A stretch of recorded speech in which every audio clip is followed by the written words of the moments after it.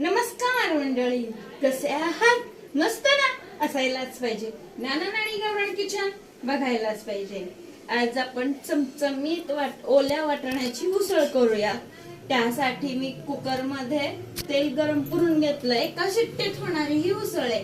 तेल गरम करून घेतलं, त्याच्यामध्ये जिरे आणि ह्या वाटणामध्ये ना मी थोडासा आलं, एक टॅमॅटो आणि चिवड्याची डाळ असते ना, ती डाळव हे वाटण करून घेतलंय. हे आता ह्याच्यामध्ये तुम्ही कांदा आणि लसूण हे दोन्ही घालू शकता, पण शक्यतो मी भाजीमध्ये ना कांदा लसूण वापरतच नाही, म्हणून मग त्याच्यामध्ये मी काही कांदा लसूण घातलेला नाहीये. आता हे थोडस बारीक करण्याच्या आधी आहे ना, मी मसाला थोडासा गरम म्हणजे पाणी निघेपर्यंत हे करून घेतला होता. त्यामुळे ह्याला जास्त वेळ परतून घेण्याची गरज नाहीये. आणि आपला टॅमॅटो कसं थोडासा आंबट असतो चवीला, मग त्याचा थोडासा आंबटपणा मोडण्यासाठी मी इथं थोडासा गुळ पण टाकून घेते. कलर साठी इथं मी लाल तिखट टाकले, नेहमीप्रमाणे हळद, आपला हा घरचा काळा मसाला आहे. आता चवीप्रमाणे तुम्ही कसा ते कमी जास्त प्रमाणात करून घ्या. ह्याच्यामध्ये मीठ हे घालते. आपले हे सगळे मसाले आहेत ना एकसारखे करून घ्यायचे. जर तुम्ही कांदाचा वाटण नाही करून घेतलं आणि नुसतं कांदा आपला नेहमी चिरतो ना तसा चिरून जरी घेतला तरी सुद्धा उसळीला आहे ना छानशी चव येते. तेल सुटेपर्यंत आपण हे सगळं परतून घेतोय. तोपर्यंत आहे ना मी इकडं भाजीला गरम पाणी करून घेतलं. आता हे गरम पाणी केलेलं या मिक्सरच्या भांड्यामध्ये घालते, आणि म्हणजे आपला तो राहिलेला मिक्सरच्या भांड्याला चिकटलेला जो मसाला असतो तो सुद्धा वाया जात नाही. आता मी हे ह्याच्यामध्ये वाटणामध्ये घालून घेते सगळं हा मसाला.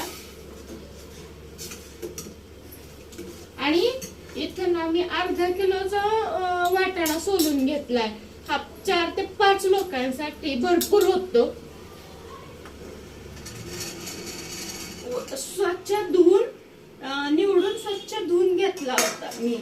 आता आहे ना त्याच्यामध्ये तुम्हाला किती जास्त प्रमाणामध्ये पातळ पाहिजे तेवढ्या प्रमाणामध्ये तुम्ही पाणी घालायचं. एका शिट्टीमध्ये झटपट भाजी होते.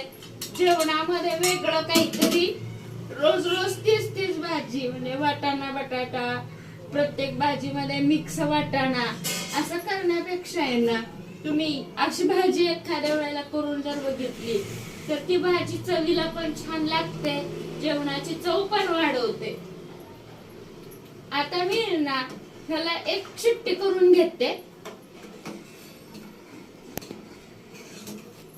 आता आपण मगाशी जी कुकर मध्ये उसळ केली ती एका शिट्टीमध्ये छानशी शिजून निघाली.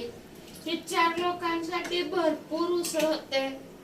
त्यात हे खायचे कशा बरोबर, तर तुम्ही फुलके करा, चपाती करा किंवा पुरी करा, त्याच्या बरोबर सुद्धा हे उसळ भाताबरोबर सुद्धा छान लागते.